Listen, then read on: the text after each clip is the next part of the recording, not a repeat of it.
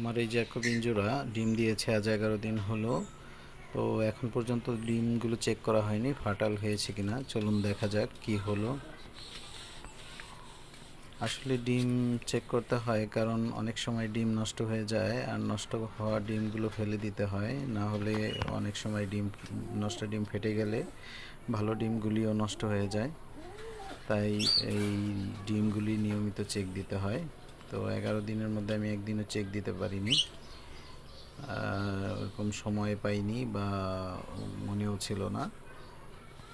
তো প্রথম ডিমটি দেখছি যে সে ফার্টাইল হয়েছে, মাশাআল্লাহ ডিমটি ঠিক আছে, যেমন হওয়ার কথা 11 দিনের ডিম সেরকমই হয়েছে। এখন দেখা যাক দ্বিতীয় ডিমটি কী অবস্থা। আশা করি দ্বিতীয় ডিমটিও ভালো হবে, কারণ ওরা ভালোভাবেই তা দিয়েছে।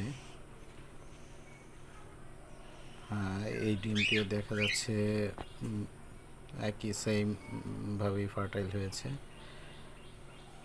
মাশাআল্লাহ ডিম ঠিকই আছে।